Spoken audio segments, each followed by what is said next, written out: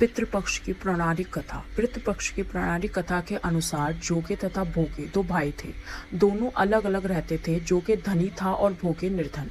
दोनों में परस्पर बड़ा प्रेम था। जोगे की पत्नी को धन का अभिमान था, किंतु भोगे की पत्नी बड़ी सरल हृदय की थी। पितृपक्ष आने पर जोगे की पत्नी ने उससे पितरों का श्राद्ध करने के लिए कहा, तो जोगे इसे व्यर्थ का कार्य समझकर टालने की चेष्टा करने लगा, किंतु उसकी पत्नी समझती थी कि यदि ऐसा नहीं करेंगे तो लोग बातें बनाएंगे। वह बोली, आप शायद मेरी परेशानी की वजह से ऐसा कह रहे हैं, किंतु उसमें मुझे कोई परेशानी नहीं होगी। मैं भोगे की पत्नी को बुला लूंगी, दोनों मिलकर सारा काम कर लेंगी। फिर उसने जोगे को अपने पेयर न्योता देने के लिए भेज दिया। दूसरे दिन उसके बुलाने पर भोगे की पत्नी सुबह सवेरे आकर काम में जुट गई।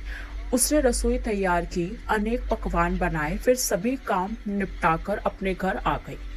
इस अवसर पर ना जोगे की पत्नी ने उसे रोका, ना वह रुकी। शीघ्र ही दोपहर हो गई। पितर भूमि पर उतरे। जोगे भोगे के पितर पहले जोगे के यहाँ गए तो क्या देखते हैं कि उसके ससुराल वाले वहाँ भोजन पर जुटे हुए हैं। निराश होकर वह भोगे के यहाँ गए। वहाँ क्या देखा, मात्र पितरों के नाम पर अगियारी दे दी गई थी। पितरों ने उसकी राख चाटी और भूखे ही नदी के तट पर जा पहुंचे। थोड़ी देर में सारे पितर इकट्ठे हो गए और अपने अपने यहाँ के श्राद्धों की बड़ाई करने लगे। जोगे भोगे के पितरों ने भी अपनी आप बीती सुनाई। फिर वे सोचने लगे, अगर भोगे समर्थ होता तो शायद उन्हें भूखा न रहना पड़ता, मगर भोगे के घर में तो 2 जून की रोटी भी खाने को नहीं थी। यही सब सोचकर उन्हें भोगे पर दया आ गई। सांझ होने को हुई। भोगे के बच्चों को कुछ भी खाने को नहीं मिला था। उन्होंने माँ से कहा, भूख लगी है। तब उन्हें टालने की गरज में भोगे की पत्नी ने कहा, जाओ, आंगन में हौंदी औंदी रखी है, उसे जाकर खोल लो और जो कुछ मिले बांट कर खा लेना। बच्चे वहां पहुंचे तो क्या देखते हैं कि हौंदी मोहरे से भरी पड़ी है।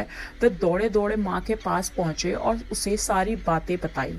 आंगन में आकर भोगे की पत्नी ने वह सब कुछ देखा तो वह भी हैरान रह गई। इस प्रकार भोगे भी धनी हो गया। दूसरे साल का पितृपक्ष आया।